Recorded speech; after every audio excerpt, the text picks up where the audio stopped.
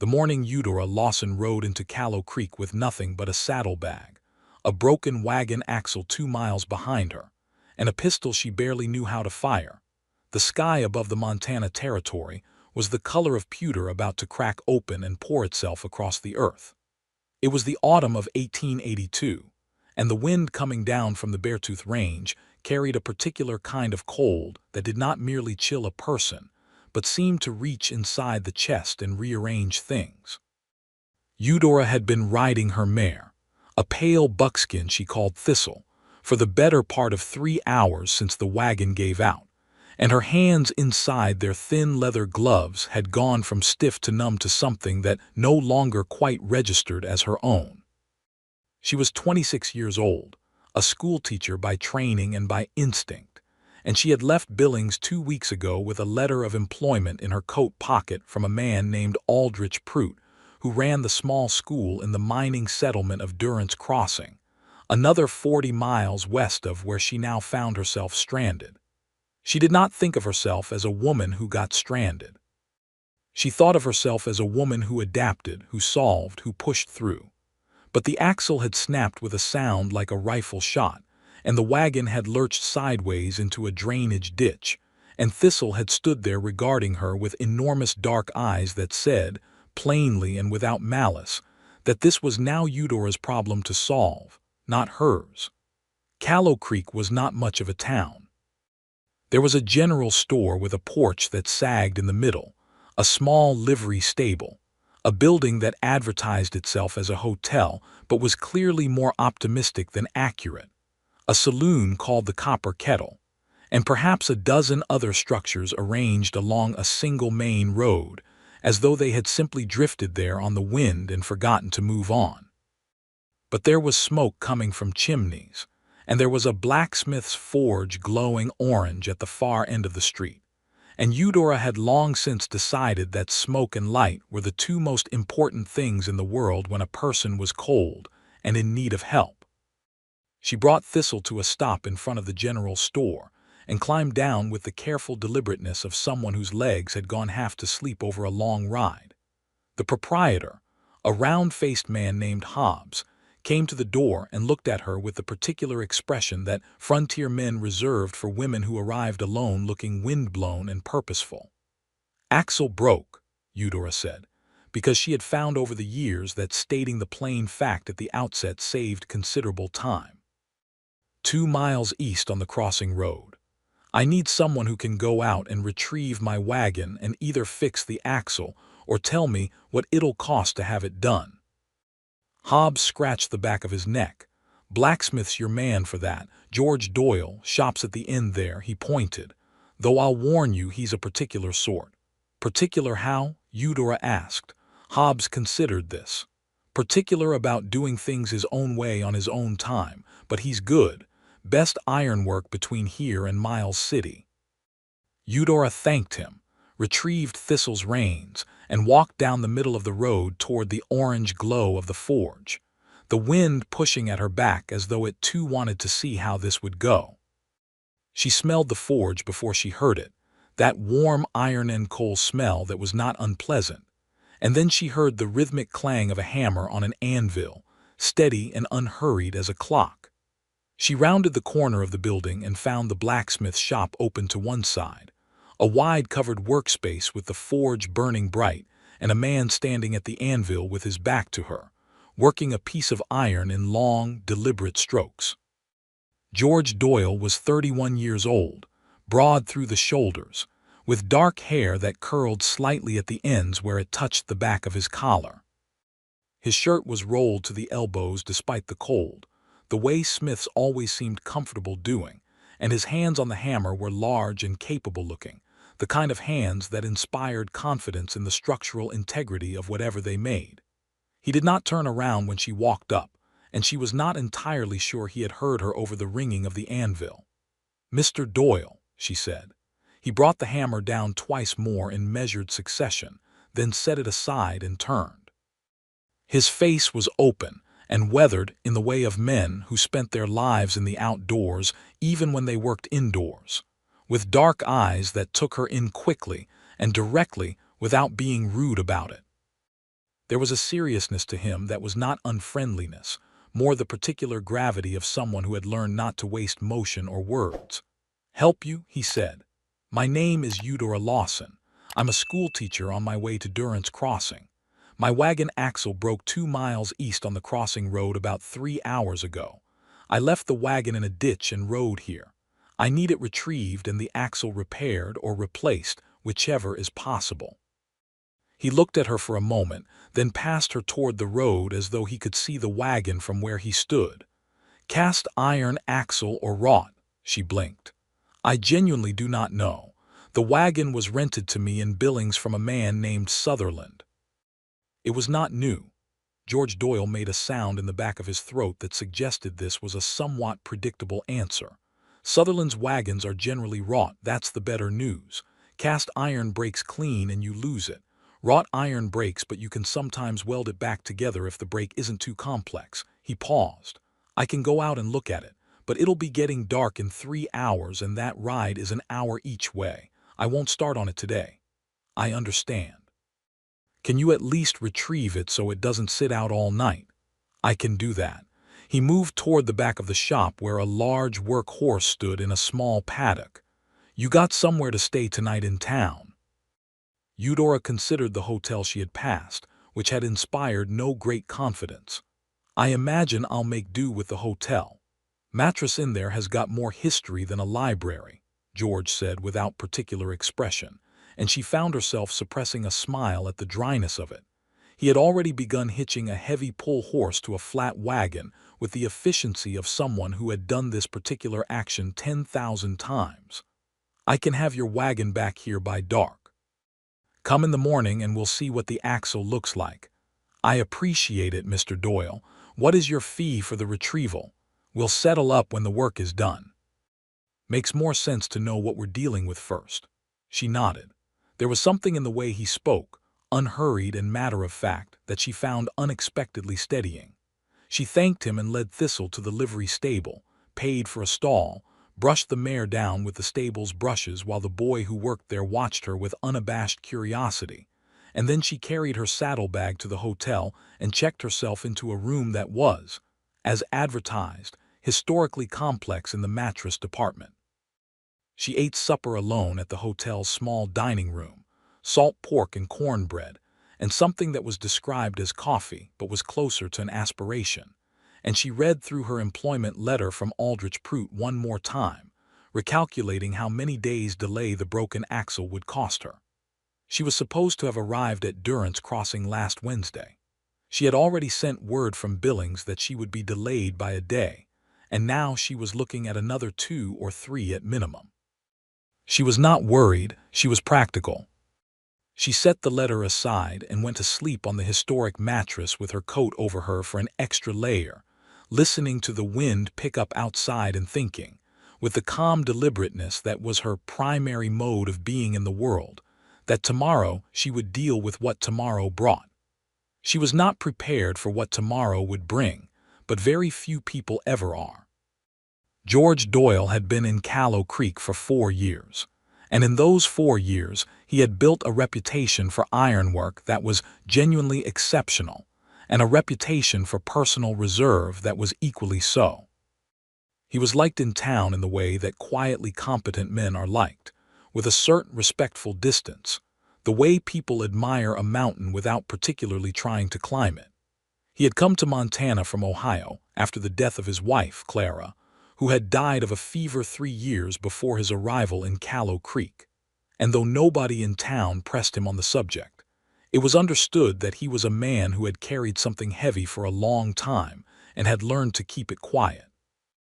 He had a small house behind the smithy, 2 rooms and a good stone fireplace, and he kept it as orderly as his shop, which was to say that everything had its place and was returned to that place after use, not out of fussiness, but out of an engineer's understanding that you lost time and sometimes fingers when things were not where they were supposed to be. He went out that evening and retrieved the Lawson woman's wagon as he had said he would, and he had to admit as he examined the break in the axle by lantern light that it was not as bad as it could have been. A long crack rather than a clean fracture, which meant a weld was possible. He would need a full day in the shop, possibly two. He put the wagon on his lot, covered it with oilskin, and went inside and cooked himself a supper of beans and salt beef, the same supper he cooked most evenings, which he ate standing at his counter while reading the previous week's copy of the Billings Gazette. He thought about the schoolteacher, briefly, the way you thought about an interesting problem that had come across your workbench. She had been composed and direct in a way he admired. She had stated her situation plainly, asked specific questions, accepted his answers without either excessive gratitude or excessive argument, and gone about her business. He had met people who lasted 30 years in the West and never developed that kind of practical efficiency, and here she had arrived with it already installed. He went to sleep without giving her much more thought, which was, as it turned out, the last night for quite some time that he would manage that particular feat. Eudora arrived at the smithy the next morning at 8 o'clock, which she had internally decided was the appropriate hour to appear without being either too early or too presumptuous, and found George Doyle already at work with the axle in a vise, examining the crack with a short-handled magnifying glass that looked incongruously delicate in his large hands. "Good news," he said without looking up. "It's a weld job. Bad news, it's a full day's work and I've got 2 other jobs I promised this week that I can't push aside." "How long are we talking?" Eudora asked. "Day after tomorrow at the earliest, more likely 3 days." He set the glass down and looked at her. "I know that's not what you want to hear." "It's not what I want to hear," she agreed, "but it's the honest truth, and I'd rather have the honest truth than a comfortable estimate that turns out to be wrong." She looked at the crack herself, leaning in slightly, though she understood perhaps a fifth of what she was seeing. "Is that a common type of break? Common enough on older axles?" "The metal fatigues. Temperature changes don't help, and you've had some hard, cold snaps lately. Probably cracked partial before it let go all the way. Is there anything I can do to help move the work along?" He looked at her with an expression that was not quite amusement but was adjacent to it. "You know ironwork?" "Not in the least, but I know how to hand someone the right tool if they tell me which one they need, and I know how to keep a fire going, and I learn quickly." Something shifted in his expression that she could not entirely read. He considered her for a moment and then turned back to the axle. "Come back at noon if you want to see how it goes. I'll be starting the weld setup by then." She did come back at noon, and she stayed through the afternoon, sitting on a wooden stool he had pointed her to at the edge of the workspace, watching the process with focused attention and asking questions that were, he had to admit, considerably better questions than he would have expected from someone who claimed to know nothing about the craft. She wanted to understand the principle of things, not just the sequence, and he found himself explaining the metallurgy of wrought iron in more detail than he had explained it to anyone in years, because she kept asking the right follow-up question at exactly the right moment. "You teach mathematics?" he asked at one point, not looking up from the weld. "Mathematics, reading, history, some natural philosophy, whatever the school needs." "That explains the questions. You think in systems." She was quiet for a moment. "I suppose I do. Is that unusual?" "In my experience," he said carefully, "it is not common." They worked in a kind of comfortable parallel for the rest of the afternoon, him at the forge and anvil, her on her stool occasionally handing him the specific tool he requested. And around 5 o'clock, when the light began to go gold and the cold deepened, he straightened up and looked at what he had accomplished and decided it was a solid half-day's progress. "You'll want supper before you walk back," he said. It came out as a statement rather than a question, and he was aware even as he said it that it was not precisely what he had meant to say. What he had meant was something more neutral, something about the time and the cold and the walk to the hotel, but it had come out as an offer. She looked at him for a moment. "Are you inviting me to supper, Mr. Doyle?" He considered backpedaling and then decided against it, because backpedaling was a form of imprecision he generally disliked. "I am. I cook every evening. It's not a hardship to cook for two.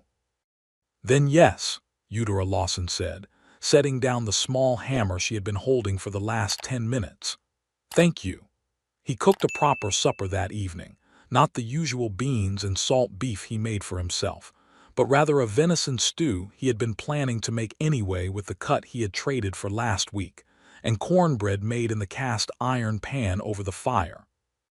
His house was small but clean and warm, and she sat at his kitchen table without any of the awkwardness that he might have expected and told him about Billings, and about the school in Durrance Crossing, and about the particular challenge of teaching 40 children of wildly varying ages with a single curriculum and a single room, which she had done twice before in 2 different frontier settlements. You move around, he said. Schools need teachers. Teachers need schools. The frontier has more need than the East does. She wrapped both hands around her coffee cup. And I like the West. I grew up in Pennsylvania. Everything there feels already decided. Out here things are still being worked out. Sometimes the working out is rough, he said. Most things worth working out are. She looked at him. You came from Ohio, Hobbs told me. Hobbs talks. It's a small town. George was quiet for a moment. I came 4 years ago. I had a smithy in Dayton. I needed to be somewhere else. He did not elaborate on this, and she did not press, and he was grateful for both facts. Montana seemed far enough in the right direction. Has it been? He thought about this honestly rather than answering automatically. Mostly, the work is good, the country suits me. But, she said, not unkindly. He looked up at her. I didn't say but. You didn't have to, Eudora said simply, and picked up her coffee cup. She left after supper and walked back to the hotel through the cold dark, and George Doyle stood in his doorway for a moment watching her go with the lantern she had borrowed, the light bobbing small and steady down the road, and he felt something he had not felt in a considerable length of time, which was the distinct desire for a person to come back. He went inside and washed the supper dishes and told himself that she was a traveler passing through, that her wagon would be fixed in 3 days and she would go on to Durrance Crossing, and that was as it should be. He was right about all of that. He was less right about what any of it would mean. The second day, Eudora occupied herself in the morning at the general store, where she discovered that Hobbs's wife, Margaret, was a woman of formidable intelligence and sharply enjoyable opinions, who had been corresponding for 7 years with a women's suffrage organization in New York, and who had opinions about Reconstruction, land rights, and the particular brand of institutional blindness that characterized most territorial governors that Eudora found deeply refreshing. They talked for 3 hours over coffee that was legitimately coffee, and Eudora helped Margaret sort and catalog a new stock shipment that had come in the day before, and in the process, she felt something in herself relax that she had not entirely realized was tense. She had been traveling for 2 weeks. She had been purpose-driven and forward-directed and entirely practical about every obstacle. She had not stopped. She had not let herself simply be somewhere, rather than somewhere on the way to somewhere else. And sitting in Margaret Hobbs's warm general store, sorting bolts of calico and talking about Clara Barton and the ongoing complications of water rights on the Yellowstone, she realized that Callow Creek was not the inconvenience she had been treating it as. She went to the smithy at noon again. George was in the middle of a complicated fit-up for a ranch's gate hardware that he had promised by Thursday, and he was focused and spare with his words, but he did not seem displeased that she had come. She brought him a wrapped parcel of cornbread from the hotel's kitchen, which she had persuaded the cook to make by offering to pay for the ingredients, and he ate it without ceremony at the anvil while he worked, and she read the book she had brought from her saddlebag, a volume of essays by John Stuart Mill that she had been working through since Billings, and they existed in the same space in comfortable silence for 2 hours. You don't need to come here every day, he said at one point, not looking up from the gate hinge he was fitting. I know that, she said, turning a page. He worked. She read. The forge breathed orange and warm. But you're going to anyway, he said. Probably, she agreed. He made a sound that was not quite a laugh but was in the neighborhood of one. That evening he asked her to supper again, and she said yes again, and this time he made salt pork with fried potatoes and onions, which was considerably less elaborate than the venison stew, but which she ate with the same focused appreciation she had brought to the stew. They talked about education, about the particular cruelty of teaching methods that prioritized rote memorization over genuine comprehension, about whether the railroads were a net benefit to the territories, or whether their land grants represented a kind of authorized theft that would take a generation to properly reckon with. George had strong opinions about the railroads, informed by watching what had happened to several ranching families in the county when the Northern Pacific had come through, and he stated them with a precision that she found genuinely engaging. "You should have been a lawyer," she said. "I like making things," he said. "Lawyers unmake things mostly." She laughed at that, really laughed, and the sound of it in his small kitchen surprised him with how good it felt, like a window opened in a room that had been closed for too long. They were still talking at 9 o'clock, which was later than either of them had intended, and she pulled on her coat and wrapped her scarf, and he walked her to the edge of the road with the lantern, because the night was particularly dark, and the wind had picked up again from the north. "The sky looks different tonight," she said, stopping and tilting her head back to look. The stars were mostly gone behind a low ceiling of cloud that had moved in silently while they had been inside talking. "Snow coming," George said. She looked at him. "How far off? Hard to say. Could be tonight, could be morning." She looked at the sky again for a moment, the way she looked at everything, directly and without pretense. "It's getting very cold." "It is." He paused. "I've got a spare blanket if the hotel's supply is thin." "The hotel's supply is certainly thin," she said, "but I'll manage." She took the lantern and walked back to the hotel, and he stood in the road until the light disappeared, and the wind pushed down the street with an earnestness that felt like a warning. By the third day, Eudora had acquired what she could only describe as a routine in Callow Creek, which she recognized as a mildly absurd development for a woman who was supposed to have been 40 miles west by now. She woke early, spent her mornings with Margaret at the store, spent her afternoons at the smithy, ate supper with George Doyle. She was honest with herself about the fact that this last item on the list was no longer purely about proximity or convenience, or the fact that the hotel's dining room served food of questionable character. She looked forward to it. She looked forward to the particular way the firelight fell across the small kitchen table, and to the way George thought about things before he said them, and to the moments when he said something dry and precise that made her laugh, and to the occasional silence that sat between them without any discomfort, the way silence sat between two people who were genuinely comfortable with each other. She was also honest with herself about the fact that she was not a person who generally became comfortable with people quickly. She had friends, good ones, but the making of them had always taken time, careful time. The ease she felt with George Doyle was therefore notable, and she made a mental note of it without immediately drawing any conclusions, because conclusions were things she preferred to reach through evidence rather than feeling, even when, as now, the feeling was making a fairly persuasive argument. The axle weld was coming along. George had told her that morning it would be ready by Friday, which was 2 days away. He said it with complete professional neutrality, and she received it with complete professional gratitude, and neither of them addressed the fact that something between those two poles had become considerably more charged than professional. That afternoon, while she was sitting on her stool reading Mill and George was finishing the gate hardware for the ranch, the man who ran the hardware ranch arrived to pick up his order. His name was Samuel Birch, a rancher in his 50s with a weathered, decent face, and he looked at Eudora on her stool with open curiosity. "Who's this?" he asked George.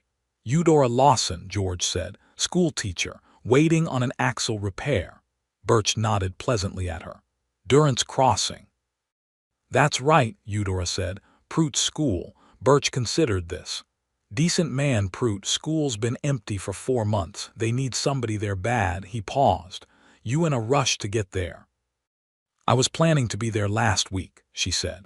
Birch nodded again and paid George for the hardware and loaded it into his wagon, and before he drove off he leaned out and said to her, "Storm coming. Real one. Few of the old-timers are saying it's early, but it doesn't care what we think." He said this cheerfully, the way people who have made peace with large weather systems do, and drove away. Eudora looked at the sky through the open side of the smithy. The cloud cover from the night before had not lifted. It had, in fact, descended, and the air had a particular iron stillness to it that she had learned, over 2 winters in frontier settlements, to pay attention to. "He's right, isn't he?" she said, not a question. George glanced up at the sky and then at the mountains to the north, which had disappeared entirely behind the cloud bank. "He is." He set down his tools and wiped his hands on his leather apron. That kind of sky in October means snow, and the fact that it's been sitting there since last night means it's got a lot of water in it. How much snow are we talking about? Impossible to say for certain. Could be a few inches, could be a foot. The mountains catch more than the valley. She was quiet for a moment, doing the calculation. She was staying at the hotel. The hotel was heated by a single central stove on the ground floor, and whatever individual guests could manage in their rooms with the small wood stove that hers contained, which was aging and drafty and technically functional but not enthusiastically so. Her room was on the north side of the building. "You'll want to get extra wood for your stove tonight," George said, as though reading the calculation she had been running. "Hobbs usually has split cord in the back. Tell him I said to give you a good stack." "I'll do that," she said. She looked at him. "Will you be all right out here? The smithy doesn't look particularly sealed." "I've got the house," he said. "The smithy just needs the forge banked. I've done it 100 times." She nodded and went back to her book, but she found she was not reading it anymore, not really. She was listening to the silence outside the smithy, which was the specific silence of weather building, and she was thinking about things she could not quite organize into the orderly system of thoughts she preferred.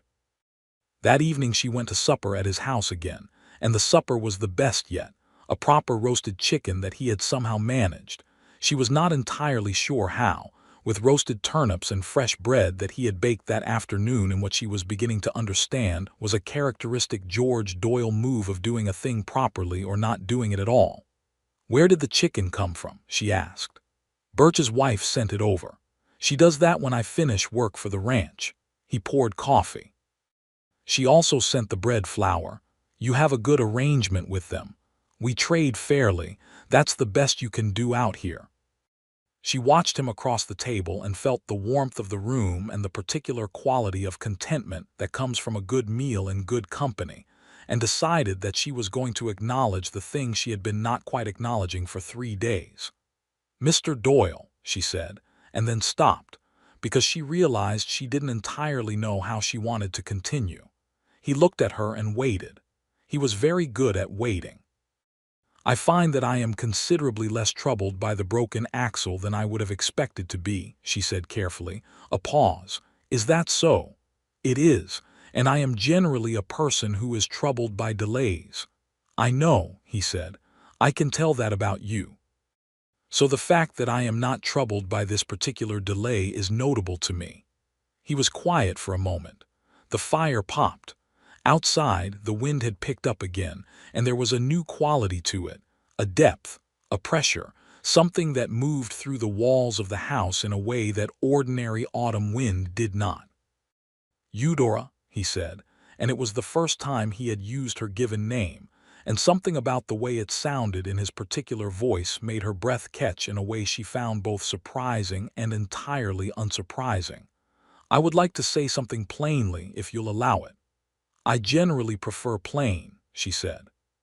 He looked at her steadily, the firelight making the line of his jaw very distinct.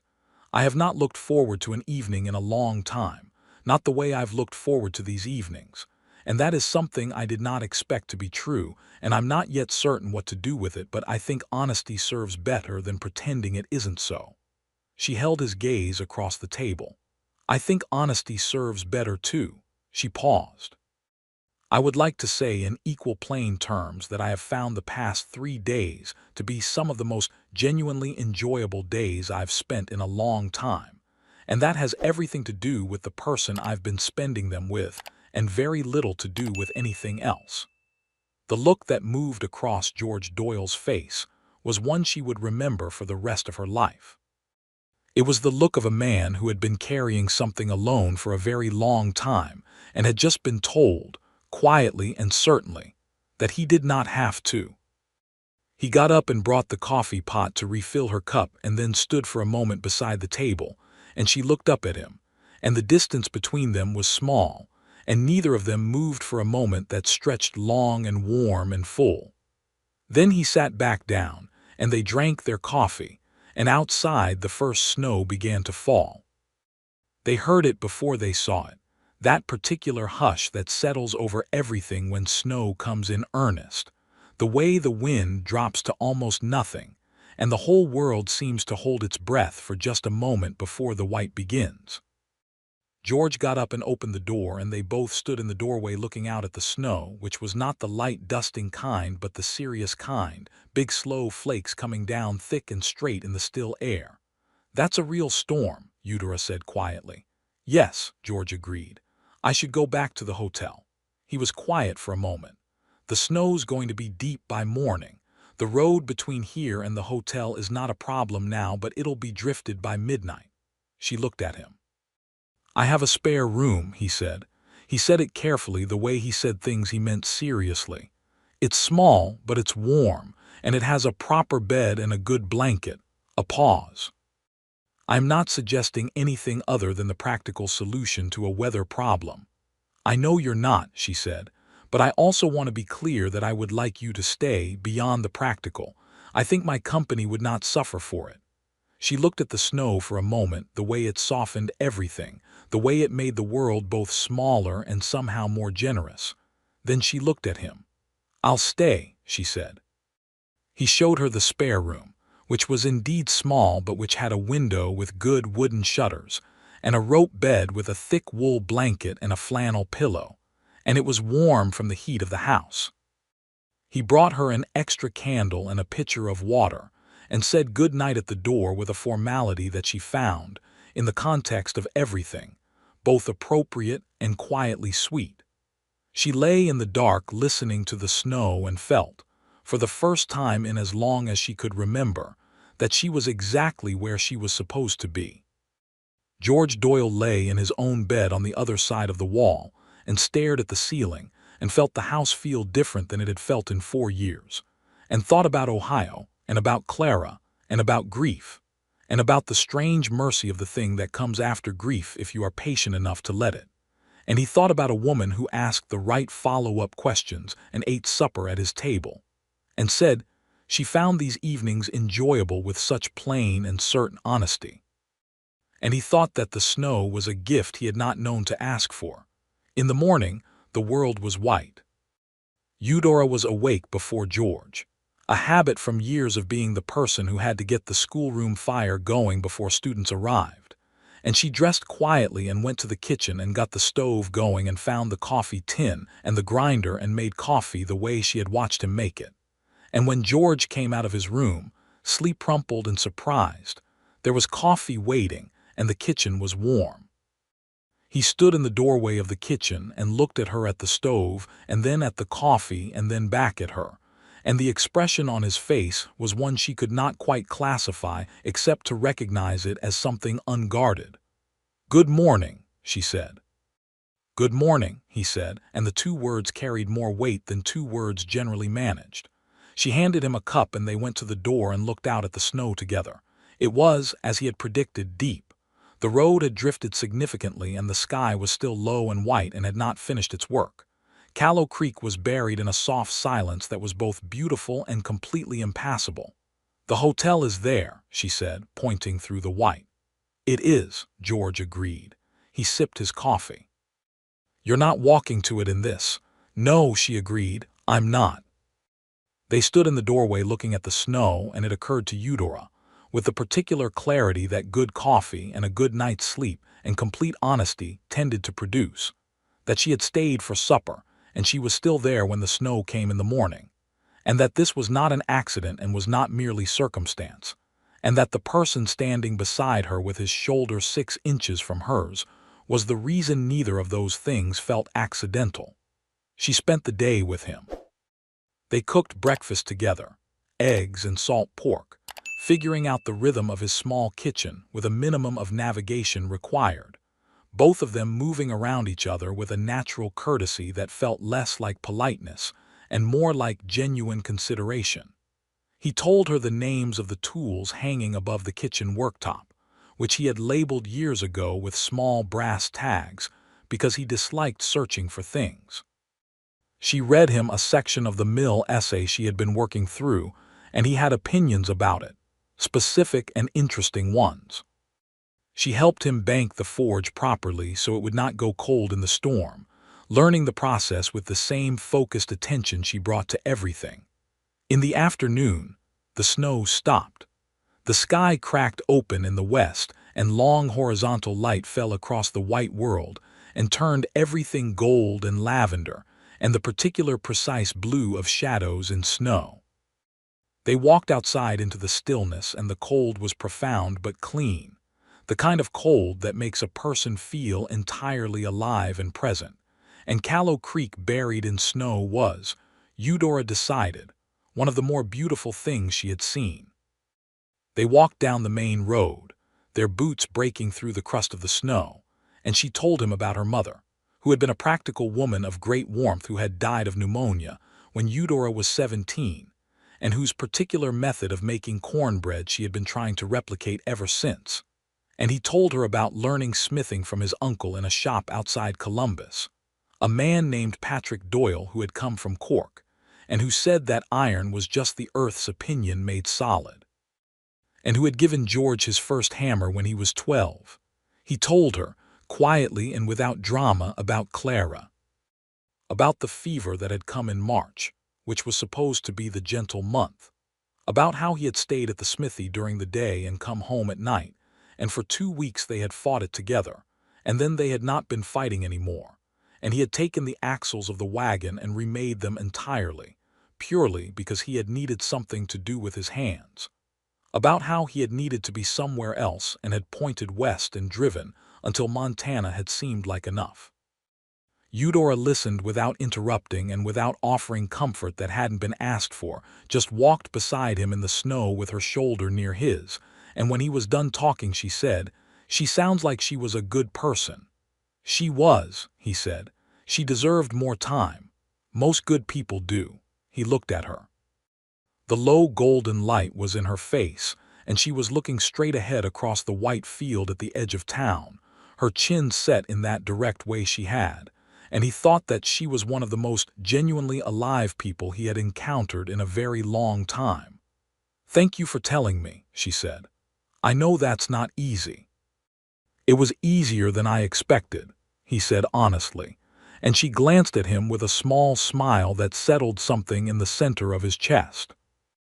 They had supper again that night, and this time they cooked it together, and at one point he was standing at the stove stirring and she was cutting the bread beside him and their hands touched over the bread knife, just briefly, the way hands touch when two people are in a small kitchen and the space requires it, except that neither of them moved away afterward, and he turned to look at her, and she was already looking at him.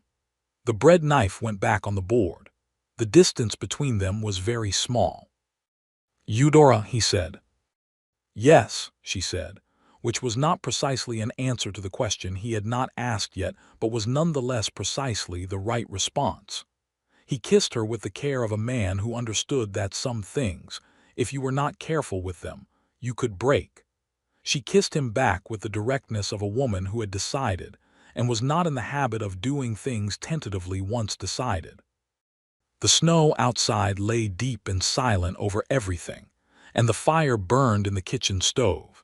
And when they finally sat down to eat the supper that had been waiting on the stove for 10 minutes, they were both quieter than before, but in a way that contained a great deal more. "The axle will be done by Friday," he said after a while. "You said that," she agreed. A pause. "Durrance Crossing will need its teacher." "They will." She looked at her plate and then at him.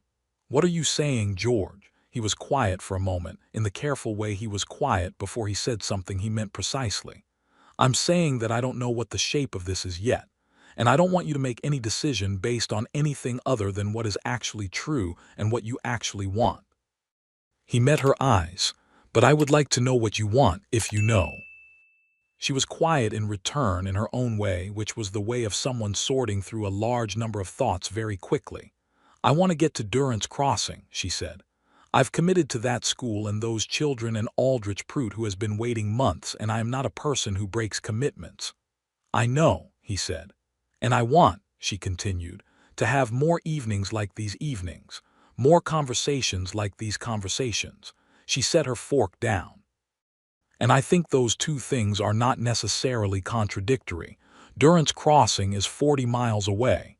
"It is," he said. "That is a manageable distance." "It is," he said again, and something in his face settled into a kind of quiet certainty, the same expression he had when he looked at a piece of ironwork and knew it was sound.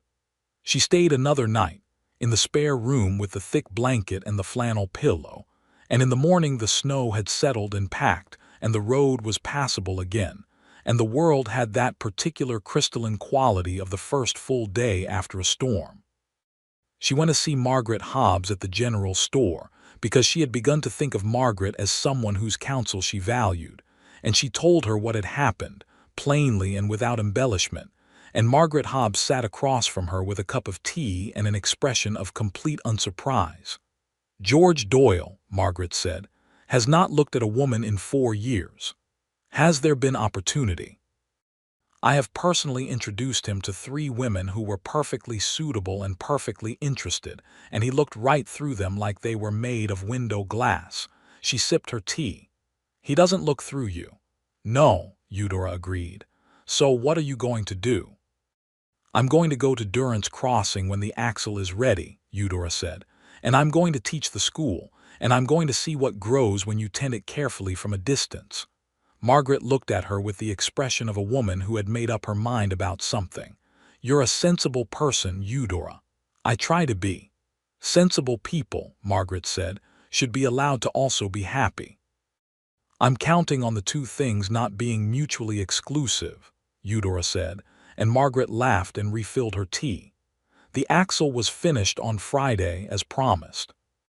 George had it in the wagon and the wagon in the road by 9 in the morning, and Thistle was at the hitching post beside it, tacked up and ready, because Eudora had learned from the livery boy how to do the tacking and had done it herself.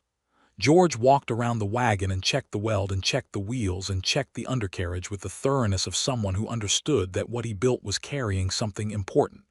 Eudora stood beside him through all of this, watching. "It's good work," she said. "It is," he agreed without false modesty. He dusted off his hands. "Keep the pace steady for the first few miles. Give the weld a chance to settle under the load. If you hear any creak from the axle that doesn't sound right, stop and look." "I will." "And the road between here and the crossing turns north at the Second Creek crossing. Don't take the fork that goes along the ridge, it's longer and it catches ice." "I'll remember that." He had been looking at the wagon. He looked at her now. In the morning light, without the intimacy of the fire-lit kitchen, he looked serious and slightly uncertain, and she realized that this was, for him, the harder part. He had been alone for 4 years, and he had just, tentatively and carefully, opened a door, and he was not entirely sure it would stay open. She stepped forward and put her hand on his forearm briefly, just the weight of it. "I will write to you," she said, "if you'll write back." "I'll write back," he said immediately, which was the fastest she had heard him say anything. "And I imagine there are things in Durrance Crossing that need ironwork," she said, a careful half-smile. "Almost certainly. And there are reasons a person might make a 40-mile ride on occasion." "Reasonable ones," he agreed.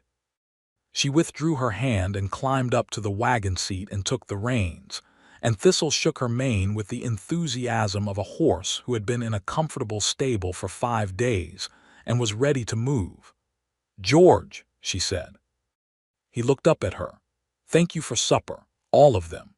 He stood in the road with his hands at his sides and watched her drive away, and the road narrowed behind her, and the trees closed in from either side, and she did not look back, not because she did not want to, but because she knew if she looked back she might not keep going, and she had children to teach. The winter that followed was a particular kind of Montana winter, which is to say it was thorough and committed and entirely without apology. Durrance Crossing was smaller than Callow Creek, a community of perhaps 120 people clustered around a silver mine that was still producing reliably enough to sustain the settlement. And the school was a single room with a good stone foundation, and a fireplace large enough to heat it adequately if you kept it stoked.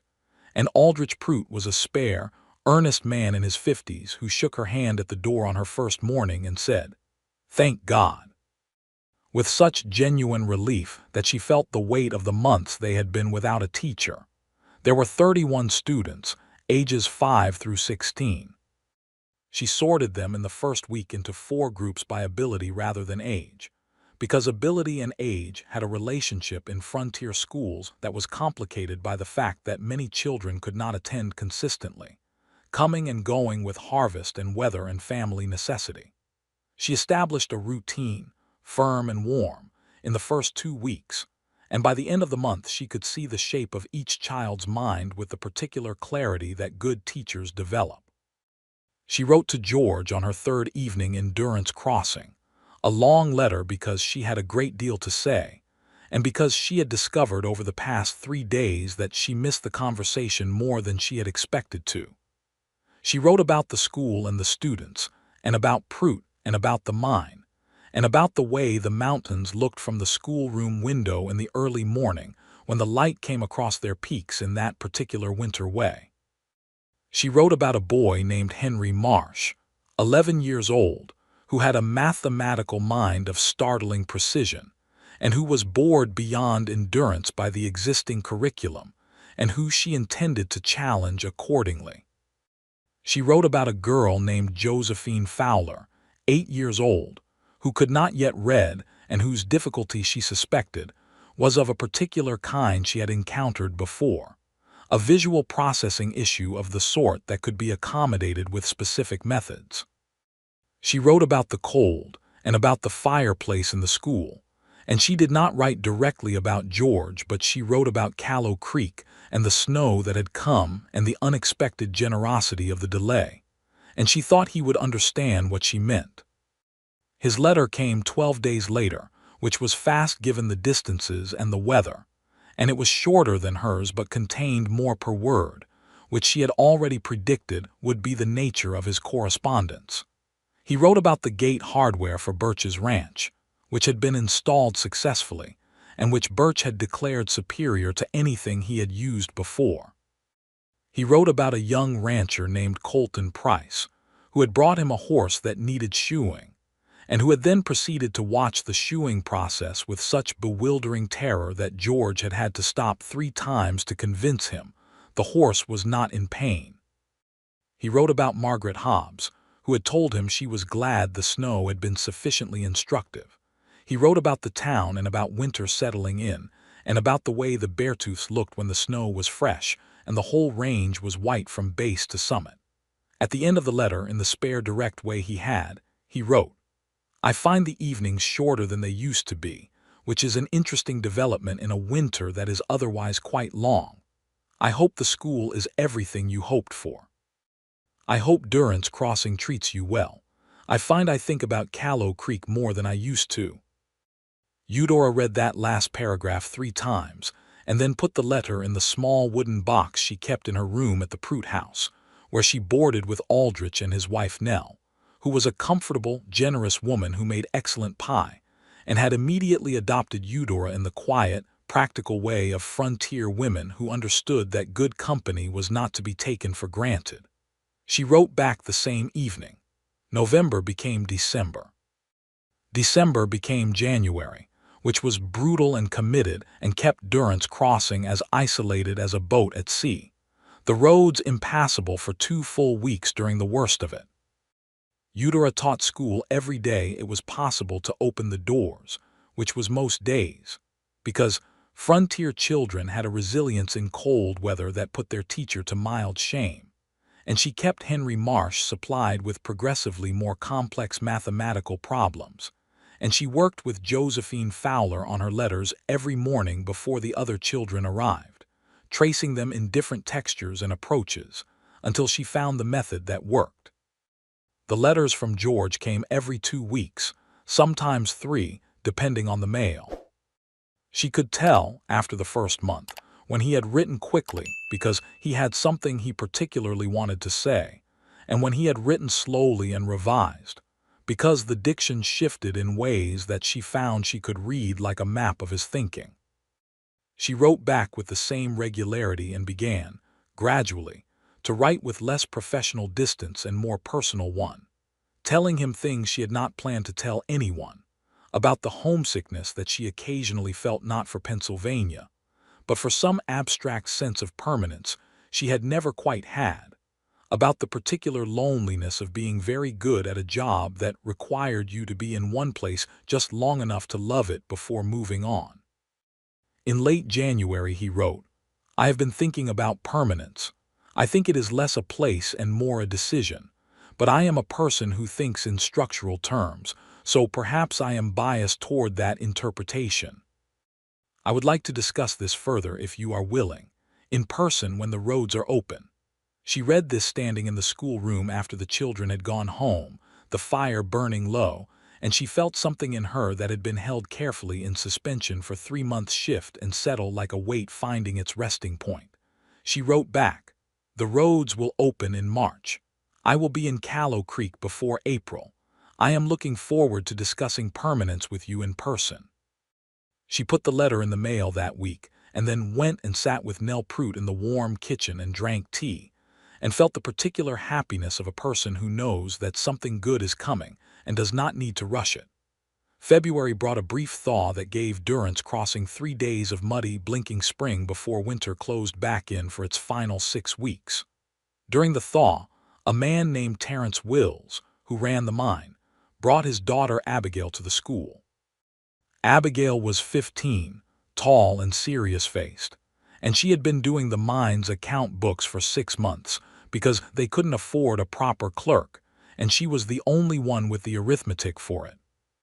She sat in on Eudora's lessons for older students, and by the end of the second day, Eudora had reorganized her entire approach to the advanced curriculum around Abigail Wills, because the girl had a mind like a finely made instrument that had simply never been properly tuned. She wrote to George about Abigail. He wrote back about a young man named Luther who had apprenticed himself to the smithy and who had the hands for it, but had the attention span of a particularly distracted crow, and who George was developing considerable patience with. "You are a teacher as well," Eudora wrote back. "You just work in iron rather than letters." "I had not considered it that way," he wrote. "But you may be right." March came slowly and then all at once, the way Montana springs did, a week of warmth that turned the roads to mud and then hardened them again and opened the passes. Eudora had written to Prout in February requesting 2 weeks' leave in April for personal reasons, and he had granted it without any particular difficulty, since the school calendar was flexible by necessity. She had also written to Margaret Hobbs, because she had maintained a correspondence with Margaret through the winter that had become its own warm thing, and Margaret had written back with characteristic directness.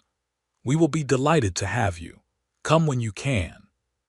George has been making that particular face he makes when he won't say what he's thinking. It's been going on since January.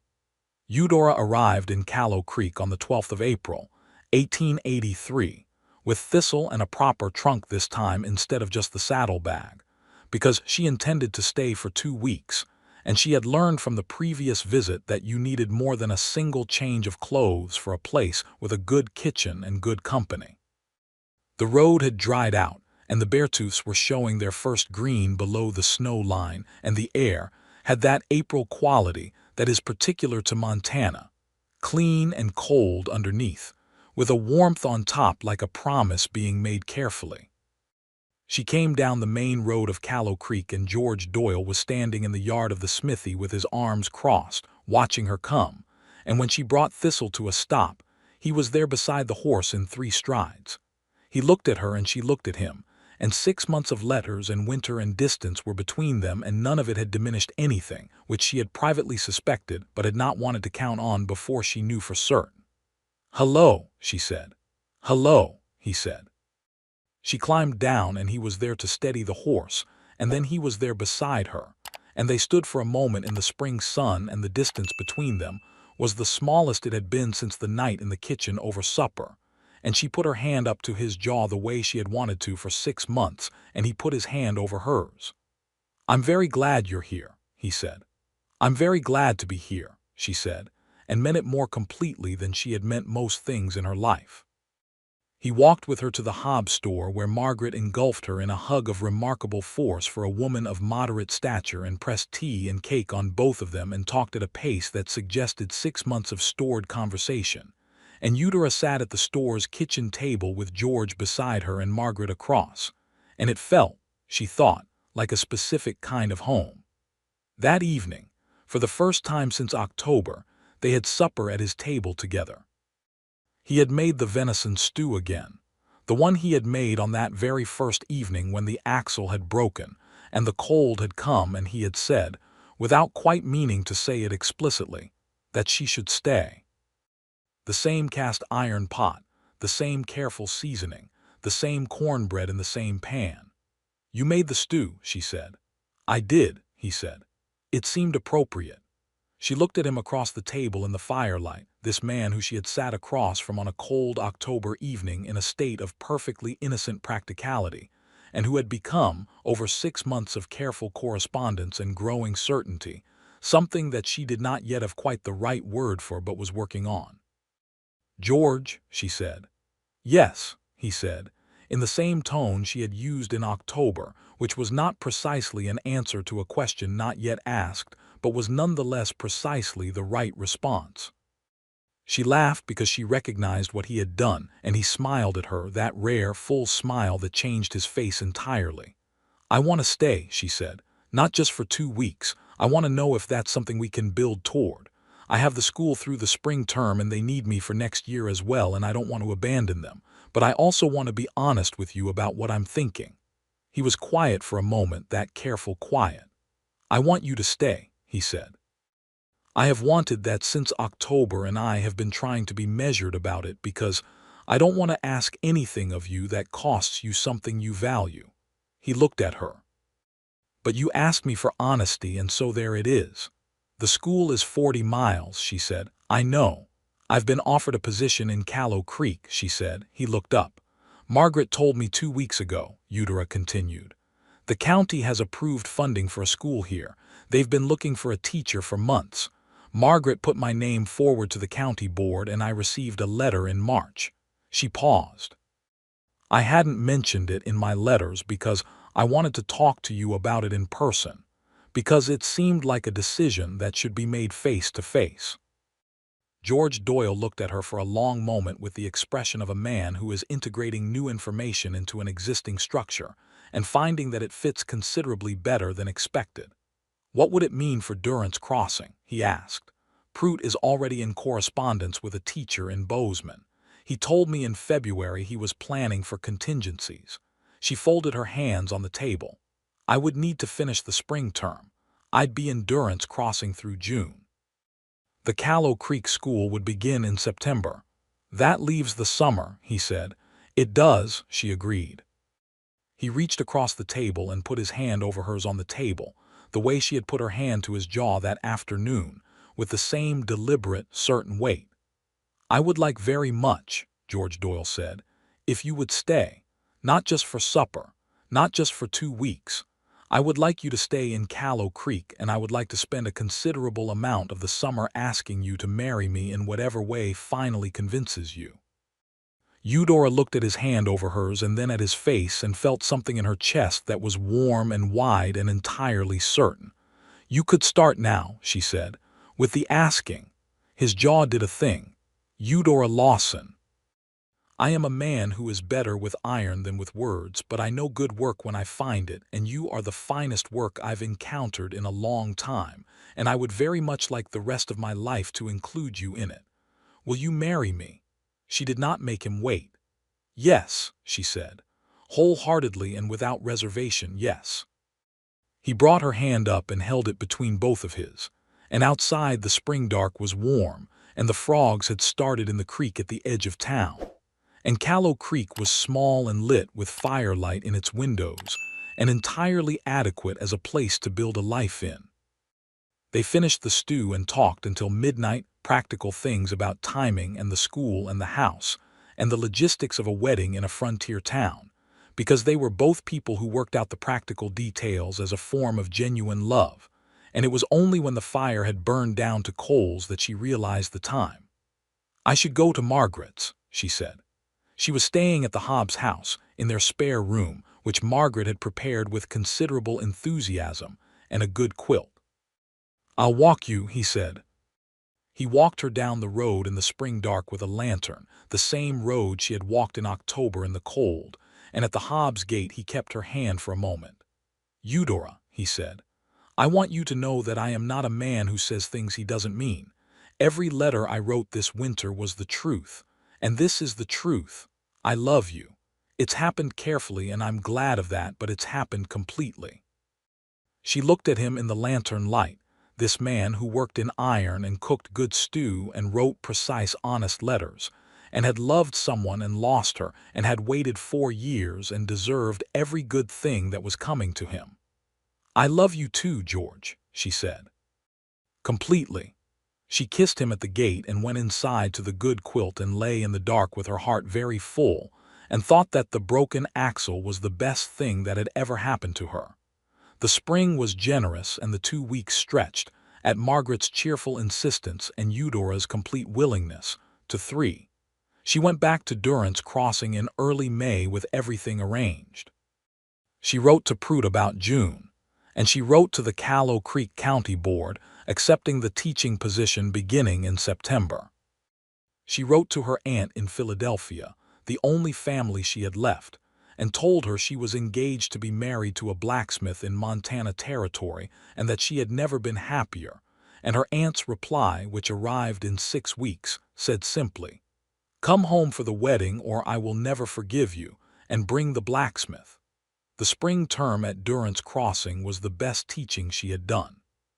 She knew these children now, their minds and their habits and their particular ways of getting stuck and getting unstuck, and she taught with the specific confidence that comes from complete commitment. Henry Marsh's mathematics had advanced to a level she could barely keep up with, and she wrote to a mathematics professor she knew in Denver asking if he would be willing to correspond with a 12-year-old boy in Montana Territory who needed more challenge than she could provide, and the professor wrote back that he would be delighted. Abigail Wills had begun keeping a journal, and her writing had a precision and clarity that Eudora told Terence Wills was genuinely extraordinary, and Wills had looked at her with the expression of a father who suspected this and was glad to have it confirmed. Josephine Fowler read a full paragraph aloud in front of the class in late May, and Eudora cried, briefly and without apology, and Josephine looked at her with enormous brown eyes and said, "Why are you crying, Miss Lawson?" And Eudora said, "Because you worked very hard and you did it." And Josephine considered this, and then nodded with the satisfaction of a person who has been told something accurate. She left Durrance Crossing on the last day of June, after a small farewell supper at the Prout house that had included 12 of the 31 students and their families, and had gone on until nearly 10 o'clock, and had concluded with Aldrich Prout making a speech of such earnest gratitude that even Nell had to look at the ceiling to compose herself. The new teacher, a young woman named Frances Hollies from Bozeman, had arrived 2 days early, and Eudora had spent those 2 days walking her through the school's rhythms and the students' particular needs, and the specific note she had written in the margin of the curriculum book about Henry Marsh, which said, "Push this child. He needs it. He will love you for it." She drove herself back to Callow Creek on the 1st of July, and this time the wagon's axle held perfectly, and the road was dry and warm, and the mountains were fully green below the snow line, and she came down the main street of Callow Creek in the late afternoon with the sun at a long angle and the smell of the forge in the air and thistle, moving with the comfortable knowledge of a horse returning somewhere familiar. George came out of the smithy when he heard the wagon, and he watched her drive up with the same expression he'd had in April, that open and certain look. And this time she did not wait to climb down gracefully, but jumped from the wagon with a speed that made him reach up automatically to steady her, and she was in his arms in the street, and he held her the way a man holds something he is genuinely grateful for. "You're home," he said into her hair. "I'm home," she agreed into his shoulder. They were married in September, 3 days before the Callow Creek School opened for its first term. The wedding was in the open air, because the day was one of those September days that Montana produces occasionally as a form of apology for everything else it requires of its inhabitants, warm and golden, and completely still. Margaret Hobbs organized the whole of it with the efficient warmth she brought to everything, and the result was a wedding that was small by any Eastern standard and exactly right by any frontier one. Eudora wore a dress she had made herself over the summer from blue wool that Margaret had ordered specially from Billings, and George wore his best shirt and his one good coat and had, she noticed with deep affection, polished his boots to a state that must have taken considerable effort. The circuit preacher who came through Callow Creek every 6 weeks happened to be in town on the right day, which Margaret had arranged by writing him a letter in April and asking him to please plan his route accordingly, which he had done without complaint. Samuel Birch and his wife came, and every family in Callow Creek who was not actively in the middle of a calving or harvest crisis, and Aldrich Prout drove the 40 miles from Durrance Crossing with Nell, and brought a wedding cake that Nell had made wrapped in 3 layers of cloth to keep it intact on the road, and it arrived in good order and tasted of apples and cinnamon and considerable love. Eudora's aunt sent a letter that arrived 2 weeks after the wedding with a substantial bank draft and the instruction to spend it on something that would last, and George used it, after long conversation with Eudora, to buy the lot beside the smithy and begin laying the foundation of a proper addition to the house, which currently had 2 rooms and which was going to need more. Eudora opened the Callow Creek School on the 14th of September with 22 students, and a new wood stove that George had installed himself that August, and which heated the room so efficiently that she opened a window on particularly warm days in the fall.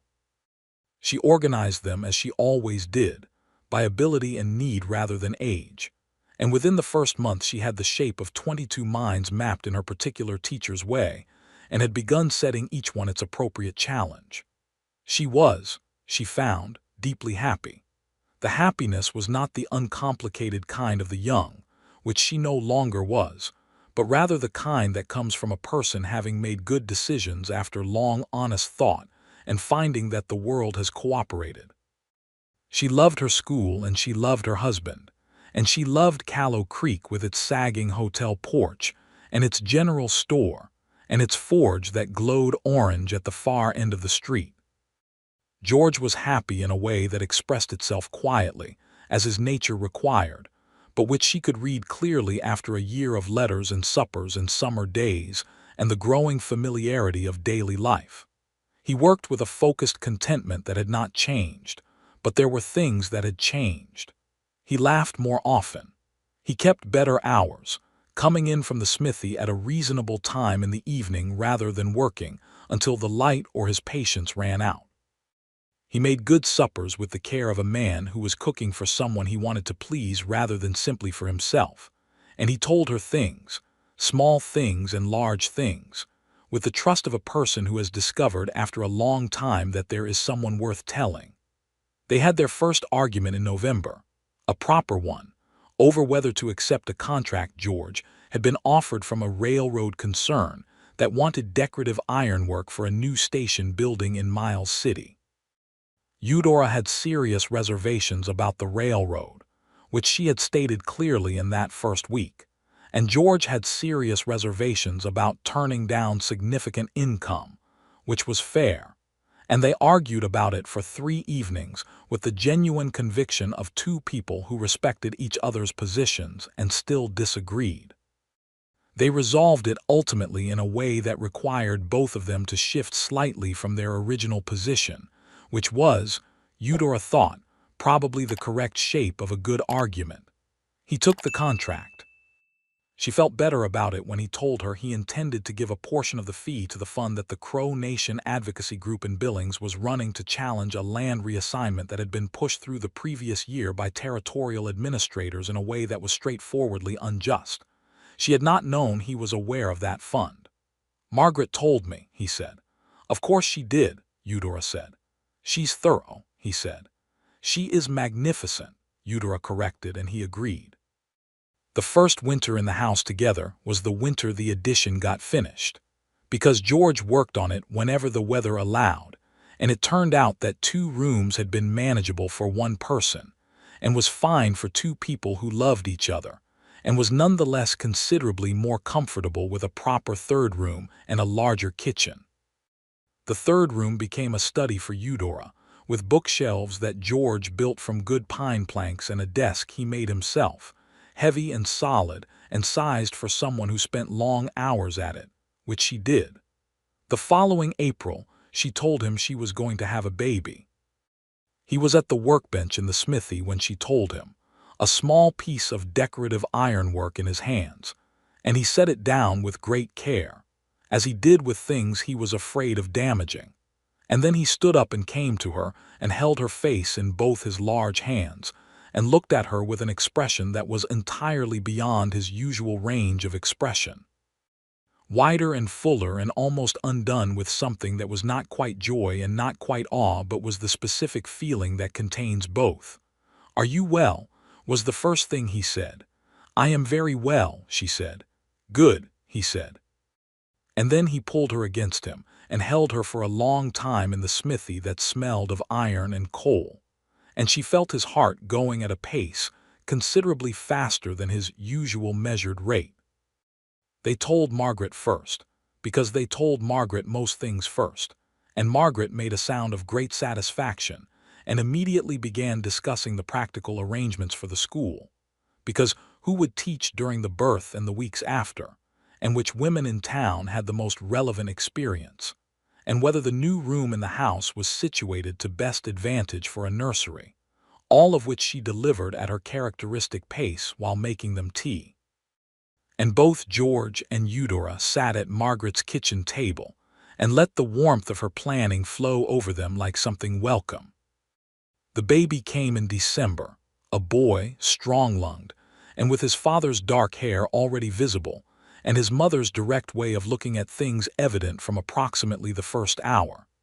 They named him Patrick, for George's uncle who had given him his first hammer, and they added the middle name James for Eudora's father, who had died years before she came west. Patrick James Doyle entered the world in the spare room that had once been Eudora's room when she was a traveler waiting for an axle, and which was now a proper bedroom, and he made himself known immediately and without ambiguity. George held him with the specific carefulness of a man who works in iron and understands tensile limits, which is to say with extraordinary gentleness, and his face above the baby's face was a thing that Eudora, in the exhausted and luminous hours after the birth, committed entirely to memory. Nell Prout had come from Durance Crossing 2 weeks before the birth, because Nell had delivered 7 babies and was the most reliable person Eudora knew in that regard, and she stayed 3 weeks after and cooked and helped, and was the steady, warm presence that made everything manageable. The women of Callow Creek also came in rotation, Margaret most reliably of all, and there were suppers brought and wood stacked, and an ongoing advisory council on the subject of Patrick's sleeping habits that included approximately 9 different opinions from 9 different women, all of them contradictory, all of them offered in complete good faith.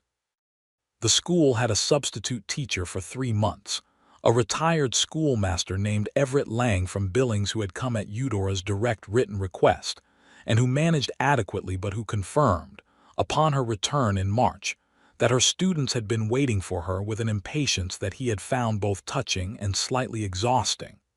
Patrick grew. He grew in the specific way of strong babies, quickly and with great interest in everything. He watched his father at the forge with the focused attention of someone filing information, and he watched his mother at her desk with the same intensity. He said his first word at 11 months, which was not mama or papa, but which was, somewhat characteristically, more, delivered clearly and emphatically at the supper table when his bowl was empty. George laughed out loud at this. He knows what he wants. He comes by it honestly, Eudora said, refilling the bowl. The years in Callow Creek turned and settled the way good years do, not without difficulty or weather or the ordinary and extraordinary challenges of frontier life, but with the particular quality of a life that has found its shape. The school grew as the town grew. A second teacher hired by the county board in the third year to handle the younger children, while Eudora took the older students, and developed a curriculum that people in the county talked about in terms that made the county board feel good about their initial funding decision.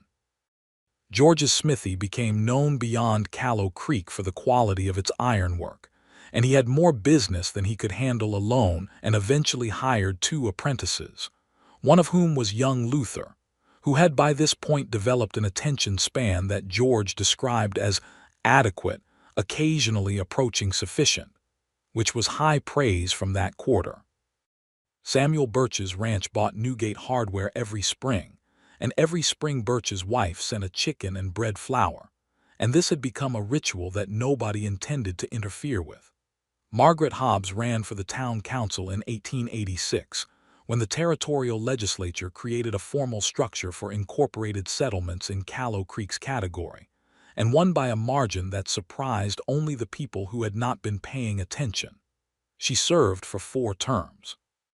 In the autumn of 1885, Eudora had a second baby, a girl they named Clara, because Eudora had asked George in the quiet way she had of asking important things if that was something he would want, and he had been still for a moment and then said yes, that it was the right name, that Clara would have liked it very much, and that he thought names were a form of continuity that good people deserved. Clara was different from Patrick in every way that children are different from siblings. Where Patrick was focused and intense, Clara was everywhere at once, curious about everything simultaneously, climbing objects she had no business climbing and asking questions at a rate that occasionally made Eudora put both hands to her temples in laughing disbelief. She had Eudora's coloring, fair and direct, and George's stubbornness, which she deployed with considerable effect. Patrick started school at 5, and immediately began competing with himself, in the way his mother had predicted, setting his own standards and reaching for them with the particular drive of a child who has good tools and knows it.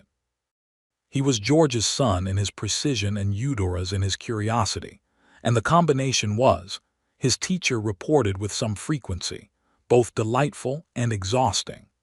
The winter of 1886 was the worst Montana had seen in a generation, the terrible die-up winter that the ranchers would talk about for decades, when the temperature dropped to 40 below and stayed there for 2 weeks, and the cattle losses across the territory were catastrophic. Callow Creek weathered it because it was a town rather than an isolated ranch, and because it had enough concentrated resources and enough neighbors who knew to look in on each other when the cold was the kind that killed.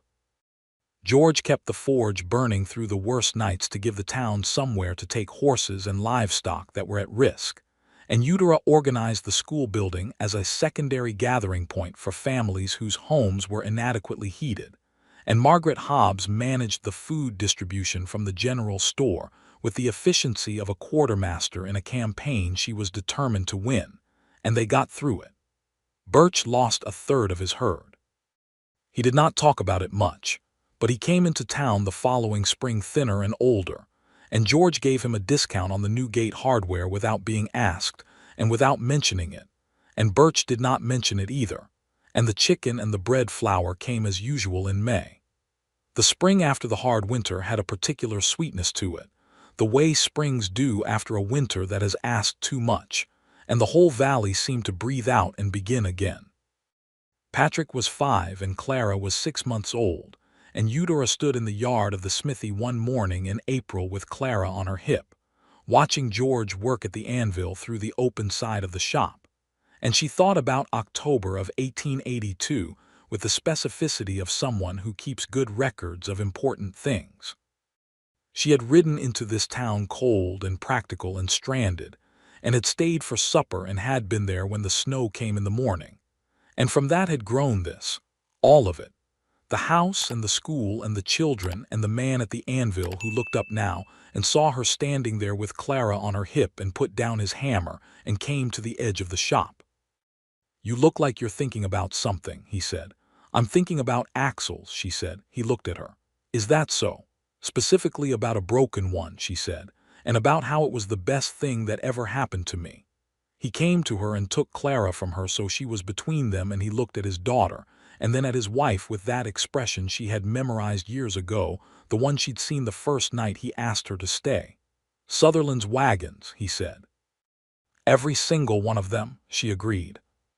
Clara made a decisive sound from between them and grabbed George's collar, with the authority of a child, who understands perfectly well that she is the center of the universe. Patrick came around the corner of the smithy at a run, which was his primary mode of locomotion, chasing something that turned out to be a large beetle he had discovered near the woodpile and intended to bring inside for closer examination, and George said, "Not in the house," without particular heat, and Patrick stopped running and looked at the beetle thoughtfully and said, "What if I kept it in a jar?" Which was not technically violating the rule as stated, and Eudora said, "1 jar, lid with holes."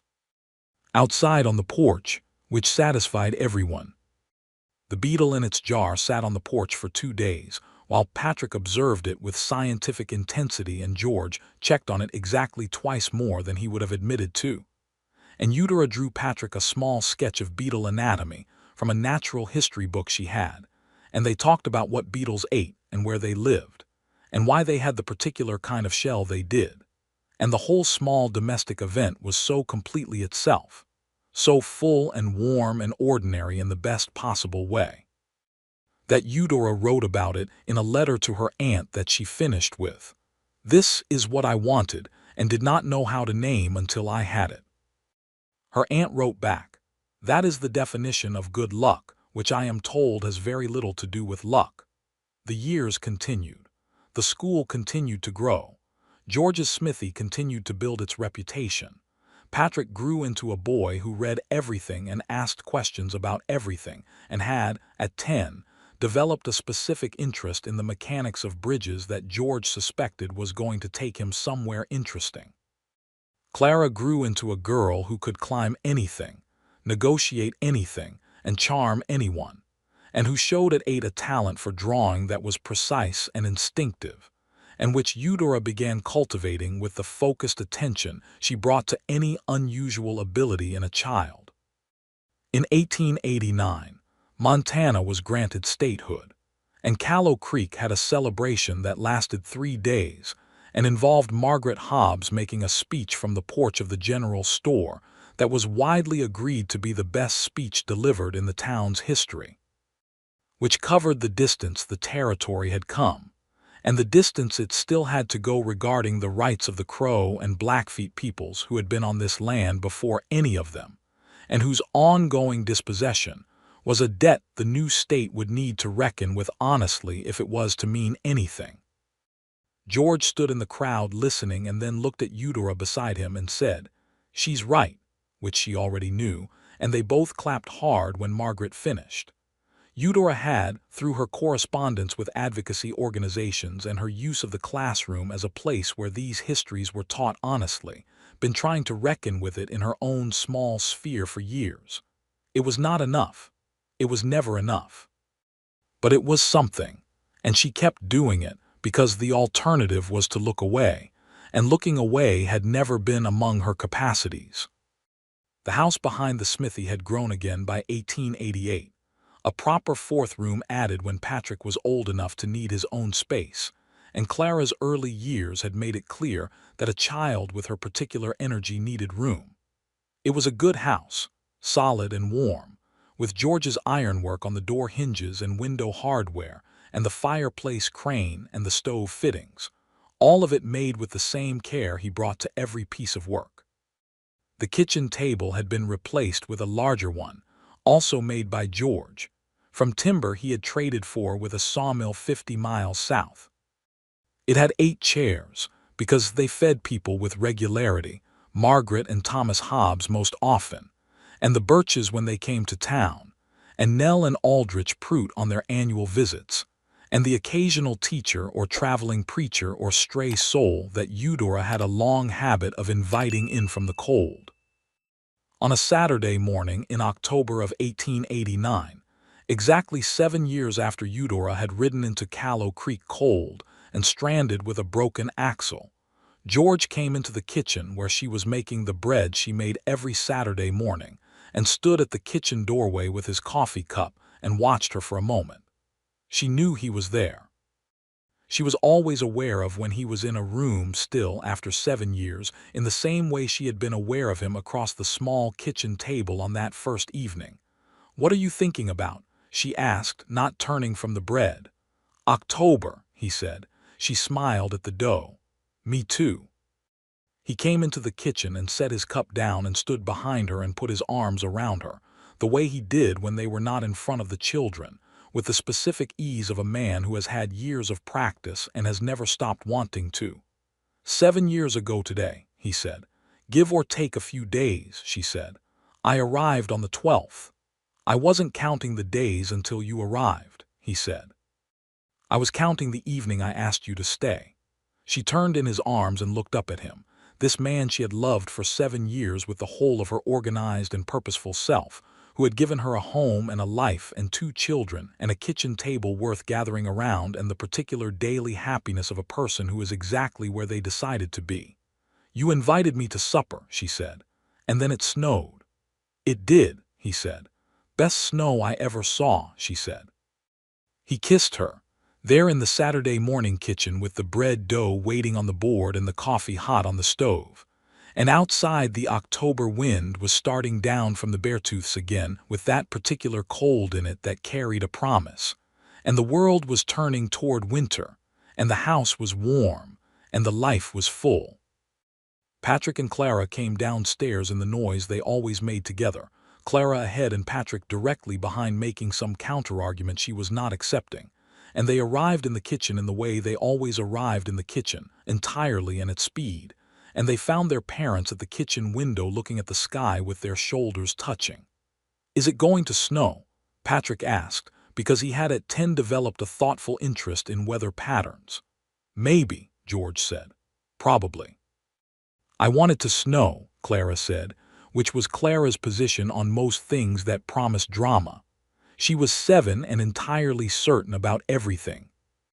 "Get your breakfast," Eudora said, turning back to the bread. "And Patrick, the beetle jar is still on the porch from last week." "That was a different beetle," Patrick said very seriously. "One beetle at a time," George said, and caught Eudora's eye over Patrick's head, and they shared the look that parents share across the tops of their children's heads, the one that contains an entire marriage and an entire life and considerable amusement and great love.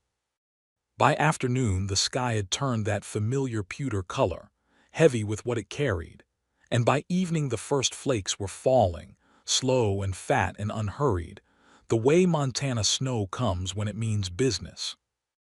Eudora stood in the doorway after supper while George put the children to bed, looking out at the snow falling soft across the yard and the road and the smithy roof and the dark mountains beyond.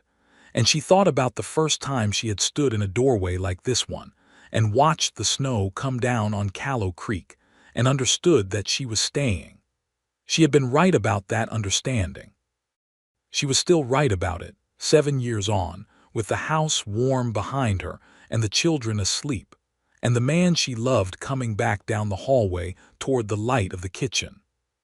He came and stood beside her in the doorway, and together they watched the snow cover everything in the particular white silence that was, of all the seasons in Montana, her favorite. "Same snow," she said softly. "Different year," he said. "Better year."